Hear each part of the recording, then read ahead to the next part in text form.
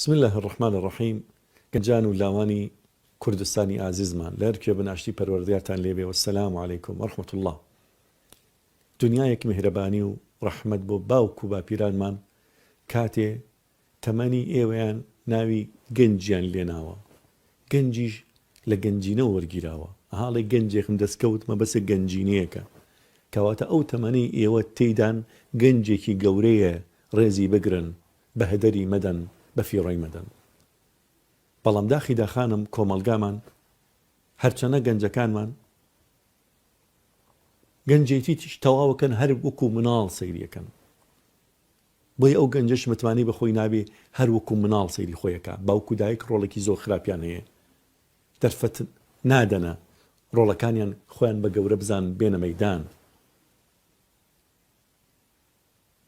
لە کاتێک کابینین ئەوانەی گۆڕانکاریان بەسەر جیهانا کردووە، زۆرێک لەوانە گەنج بوون. ئیبراهیم پێغەمبەر عەلەیهی السەڵات وەسەلام کە هەموو ئاینەکان تێکڕا شانازی پێوەکەن، تەمەنی 15-16 ساڵ بووە. ئینا سەمیعنا فەتە یەذکورهم یوقال له ئیبراهیم، بەرامبەر جیهان وەساوەتەوە و پەیامی تەوحیدی بڵاو کردوتەوە. کەسێکی ئازات نەترس بوێر. ئیمامی عەلی ڕەحمەتی خوای لێبێ و ڕەزای خوای لێبێ تەمەنی 14 ساڵ بوو کاتی خۆی کاتە فیداکار و قوربانی پێغەمبەری نازار عەلەیهی السەڵات وەسەلام بێبڕوایان کاتێ چواردەوری ماڵی پێغەمبەریان داوە ئەیانەوێ پێغەمبەر تیرۆر بکەن عەلەیهی السەڵات وەسەلام. ئیمامی عەلی ئەچێ لە ناو جێگەی پێغەمبەرە ئەنوێت. کاتێ کافرەکان ئێن لەبەرەوە ئەچێتە ناو جێگەی پێغەمبەر، ئەوان وا بزەن ئەمە پێغەمبەرە و بیکوژن. کافرەکان ئێن کاتێ ئەبینن ئەیانەوێ بیکوژن سەرەکەن مێرد منداڵێک کە تەمەنی 14 ساڵە خۆی کردو بە قوربانی و پێغەمبەرە ئەبین عەلی کوڕی ئەبی تاڵیبە. ئەگەر سەیری زەیدی کوڕی ثابت بکەی لە ماوەی 17 ڕۆژە بە فەرمانی پێغەمبەر عەلەیهی السەڵات وەسەلام 2 زمان فێر بووە، زمانی سریانی و زمانی جوولەکە لە 17 ڕۆژە. تەمەنی 13 ساڵ بوو بۆ خزمەتی ئاینەکە. ئوسامەی کوڕی زەید تەمەنی 17 ساڵە. پێغەمبەر هەڵی بژێرێ ئاڵای لەشکرێکی تەسلیمەکە و ڕادەسەکە، لەشکرێکی گەورە بەرامبەر ڕۆم بوەسێتەوە. گەورەتری شارستانیەت و حەزارەت و دەسەڵاتی گیان 2 دەسەڵات بوون: دەسەڵاتی فارسەکان، دەسەڵاتی ڕۆمەکان. ڕۆمەکان زۆر لە فارسەکان بەهێزتریش بوون کەچی گەنجێکی 17 ساڵ ئەبێتە سەرکردەی ئەو لەشکرە کە ئەبوبەکر و عومەر و عوسمان و عەلی و تەڵحە و زوبەیر و ئەوانی دیکەی تێدایە. ئەوان ئەبنە جەنگاوەرێک لە لەشکرێکی گەورە، گەنجێکی وەکو ئێوە 17 ساڵە سەرکردایەتی ئەو لەشکرەکە. محەممەدی فاتح کە بەڕاستی وەرچەرخانێکی گەورەی ئەنجامما لە مێژوودا. دەسەڵاتی بێزەنتینەکان کاتێ ستەمیان ئەکرد و ستەمیان لە خەڵکە کرد، محەممەدی فاتح لەشکرێکی ئامادە کرد. لە تەمەنی 22 ساڵا بوو، 22 ساڵ تەمەنیە بوو. لەشکرێکی ئامادە کرد بۆ ئازادکردنی قوستەنتینیە لە کاتێکا پێش ئەوە هەر لە زەمەنی هاوڵانە و سەحابەوە تا ئەو بە بەردەوام هەوڵ دراوە قوستەنتینی ئازاد بکرێت کە ئێستا پێوترێت ستەمبول. بەڵام نەیانتوانی. محەممەدی فاتح ئەتوانێ پلانێک دانێ. پلانەکەیش ئەوەیە بێزەنتیەکان چواردەوری قوستەنتینیان بە شورایە گرت بوو، جا لە بەردەم شوراکەشە ئاوە هەیە.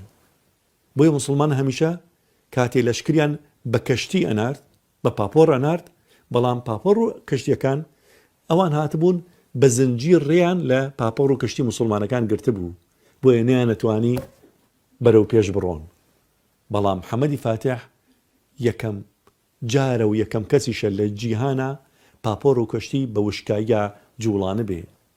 هات پاپۆرەکان و کەشتەکانی کە دروست کرد بە وشکایە بردنی خستنە سەر شاخێک و اینجا دوای ئەوە بەرزایەک و اینجا دوایەوە هێنانی خوارەوە خستنە بەردەم زنجیرەکان تا بتوانن بێنە پێشەوە. لە بەردەم زنجیرەکانە کەشتیەکان هاتنە پێشەوە و قوستەنتینیان ئازاد کرد. خۆت بە پیاو بزانە وەرە مەیدان. پێغەمبەری نازدارمان عەلەیهی السەڵات وەسەلام ئاوا گرنگی بە گەنجان داوە، بۆی هەموو جارێ زۆر دڵی ناڕەحەتە بوو، دڵی تەنگە بوو کاتێ دڵی گەنجەکانیان بریندارە کرد. ئەی فەرموو پێیان نەسەرەنی الشەباب وكذبني الشيوخ.